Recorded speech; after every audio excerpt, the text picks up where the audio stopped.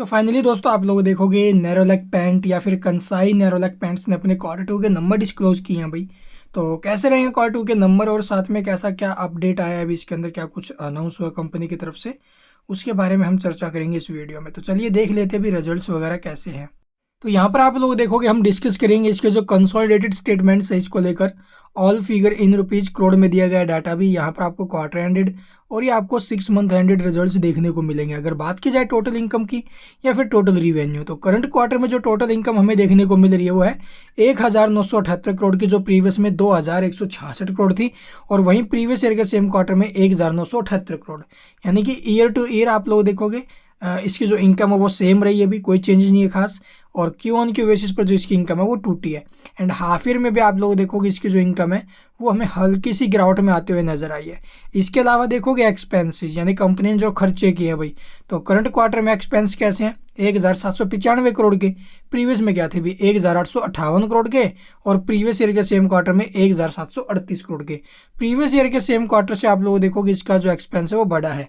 हालांकि रिवेन्यू तो ठीक है सेम रहा है, बट एक्सपेंस तो बढ़ गए ना। वहीं आप लोग देखोगे क्यू ऑन क्यू बेसिस पर जो एक्सपेंस है वो कम हुए हैं, बट अब के बाद जो रिवेन्यू है ना भाई वो एक्सपेंस से तो ज़्यादा ही है। मतलब कंपनी ने फिर से प्रॉफिट ही बनाया है, बट प्रॉफिट कितना चलिए देखते भी। Net profit for the period अगर मैं बात करूं तो करंट क्वार्टर में जो कंपनी ने प्रॉफिट बनाया है वो है 119 करोड़ 76 लाख का, जो प्रीवियस में क्या था अभी 224 करोड़ का। और वहीं प्रीवियस ईयर के सेम क्वार्टर में 175 करोड़ का प्रॉफिट था। तो प्रॉफिटेबल रिजल्ट जरूर अभी, लेकिन प्रीवियस क्वार्टर से जो इसका प्रॉफिट है वो काफ़ी ज़्यादा टूटा है। क्यू ऑन क्यू बेसिस पर आप लोग देखोगे लगभग 50% के करीब जो प्रॉफिट है वो डिक्लाइन पर आते हुए नजर आया है। और वहीं Q on Q basis year on year basis पर भी इसका जो 175 करोड़ से जो प्रॉफिट है वो 119 करोड़ पर आया है भाई। तो काफ़ी बड़ा डिक्लाइन है ना प्रॉफिट्स में। इसके अलावा हाफ ईयर में भी आप लोग देखोगे 909 करोड़ से जो प्रॉफिट है वो टूट कर 344 करोड़ पर आ गया है भाई। तो बहुत ज़्यादा जो खराब रिजल्ट है वो आप इसे बोल सकते हो। इसके अलावा अर्निंग पर शेयर की अगर बात करें तो 1 रुपये 52 पैसे, प्रीवियस में 286 था, और प्रीवियस ईयर के सेम क्वार्टर में 219। अब कंपेयर करते हैं मार्केट एस्टीमेट से, तो अर्निंग पर शेयर आया कितना भी 1 रुपये 52 पैसे, एक्सपेक्ट किया जा रहा था 2 रुपये 40 पैसे का। तो एक्सपेक्टेड से तो बहुत ज़्यादा कम है भाई ये।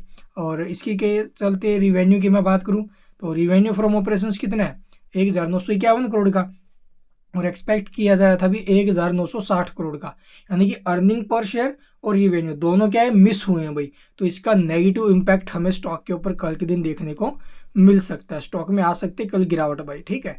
और एसेट्स वगैरह आप लोग देखोगे ये तो हमें पीछे के मुकाबले इंक्रीज होते हुए नज़र आ रही है। और बोरोइंग अगर बात करें कंपनी के ऊपर डेट की, तो यहाँ पर जो डेट है वो हमें पीछे के मुकाबले ये भी इंक्रीज होते हुए नज़र आ रहा है, अभी देख सकते हो। और शॉर्ट टर्म में आप लोग देखो कम हुआ है, लेकिन लॉन्ग टर्म में ये डबल हुआ है, ठीक है, इंक्रीज हुआ है।